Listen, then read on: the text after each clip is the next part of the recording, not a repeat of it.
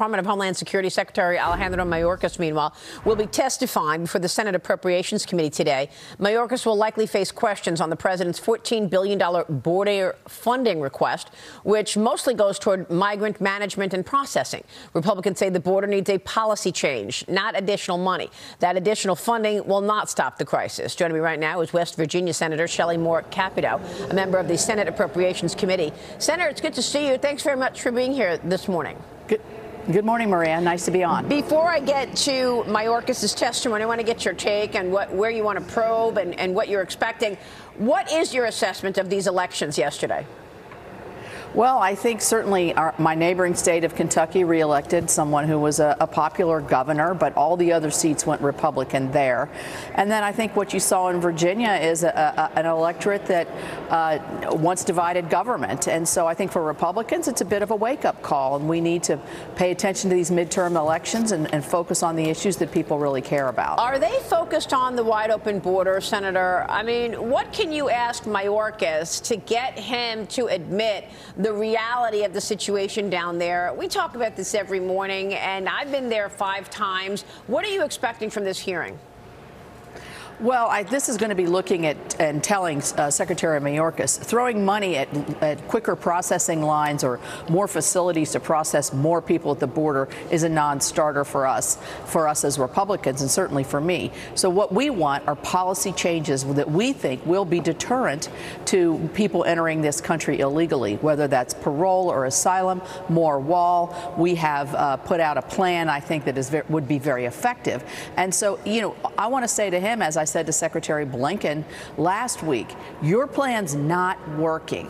And so you've got to shift. I think we have momentum here because of the converging asks of support for Ukraine, support for Israel, Taiwan, and border policy at the same time. I mean, is this not a national security issue? You know, I know that we're talking about the impact and, you know, the pressure of all of this money that we're spending on the migrants. There's a pressure on the overall economy. But when it comes to national security, this is a significant factor. Immigration and Customs Enforcement have arrested an illegal migrant from Honduras for a 3rd time, charging him with felony rape, abduction by force, and assault on a family member. The suspect was arrested on these same charges by Virginia police over the summer. But Fairfax County Jail did not honor ICE's detainer request. They released him back into the community. ICE finally tracked him down last month in Washington, D.C., Senator. But this keeps happening. Why? How many people do you expect have been released into the country that we don't know what their background is? Thousands, I mean, hundreds of thousands. The secretary testified last week that there are, he believes, 600,000 gotaways, which means we have no idea who these people are. And if you look at the trends of who's coming in from countries that have either on the terrorist watch list or are known to harbor terrorists, over 4,000 from China. We see countries in South America that are harboring terrorists. We see, you know, Iranians. So we don't really know who's here. And that, to me, is I think when we see what happened in Israel, I think we need to turn inward here and look to tighten the border up and make sure that these folks that are coming in from these terrorist countries, terrorist harboring countries, should be turned right back around and not put into this country. Well, I mean, how is it possible that your colleagues on the left do not see that? You're an elected official. What can you do about it? I cannot believe my colleagues on the other side cannot see this. And I think that the numbers alone, if you see last month, 260,000 were apprehended at the border. And so, you know, over millions over the years. Yeah. I mean, in my view, if we're going to talk about what's good for the country, yes, to the deterrence, remain in Mexico, asylum, parole, all those things. But also, as a political issue, my state is overrun with people who are pushing drugs and killing our young people. They're coming right through that border. And so I think that every state is a border state in this instance. You see these mayors in large cities, right where you are in New York City, just crying for help, and yet their party just turns a deaf ear. And we're wondering, Todd Pyro, why there are new prostitution rings in New York right now. I mean, that's the business of the Mexican cartels. No kidding. They're getting you into the country, but then you've got to work for them. Without a doubt, up until October 7th, that was the #1 concern, the impact on our country from this unfettered migration. But since October 7th, I have to say, Senator, the one issue that keeps me up at night is not the economy. It's not parental rights. I'm worried about a terror attack on the homeland. So to follow up on Maria's question, what are congressional Republicans like you doing to prevent that next terror attack in light of the fact that we don't know who's in our country? Or, Senator, is it too late?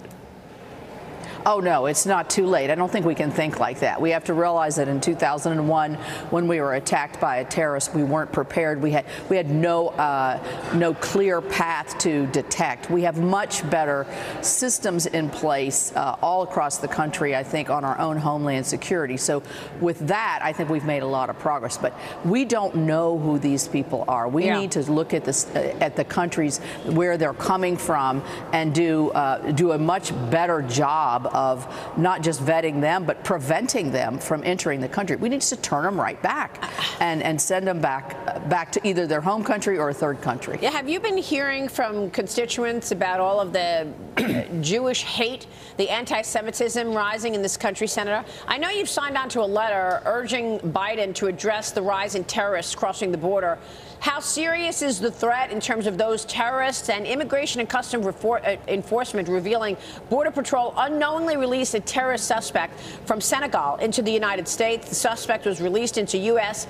after officials caught them crossing into Arizona on October 3rd. Then they were arrested again in New York City on October 17th. We're talking about terrorism potential because of the open border, but also because of what's going on in Israel. As Todd just mentioned, where does this stand in terms of the bill, the funding going to Israel, being separated from the Ukraine money? Well, personally, I think that the funding for Israel is absolutely critical. And I think that I personally can support a separate bill that just funds Israel, offset in the way that it was offset in the House. But if it comes, when it's come here now this week, hopefully and next week, I think it in most likelihood would be paired with Ukrainian fund, which I also support because it all ties in together.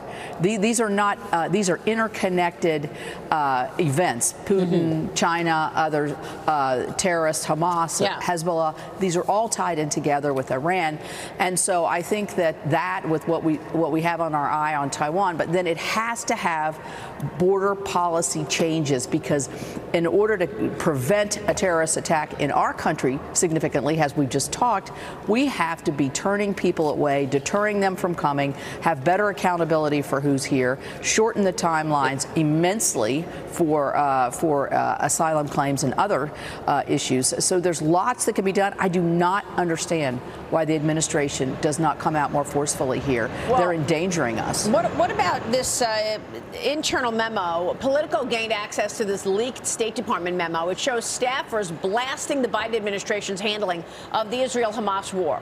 The memo says that the U.S. must speak out against Israel and the settler violence and illegal land seizures, Senator. Instead of supporting Israel in this, the State Department in this internal memo wants the U.S. to criticize Israel. Our own State Department wants us to criticize our best ally, the democracy that exists in the Mideast. In my lifetime, and I'm sure it's the same for you, my dad fought in World War II. Right. I never thought in my lifetime I would see growing seeds of anti-Semitism in this country. It's shameful, it's hurtful, and the way the college campuses, some of them are allowing this to occur, in my view, is just mind-boggling. We've got to look at our younger people and say, who's teaching you? What are you learning here? And so I think this is very, very troubling. And then to hear our own State Department advocating for policies that our own Secretary of State is supposedly not saying publicly is I don't know. I think they've got to get a consistent message here, and it has to be supporting our ally Israel, as we do here on Capitol Hill. Who told the White House that Islamophobia is a bigger issue than anti-Semitism? I don't know why they have to equivocate on everything. These were people who, I just met two people last night who have brothers who were just abducted by Hamas. They have no idea where they are. They're in Gaza right now. You know, they may never see them again. These are real life people.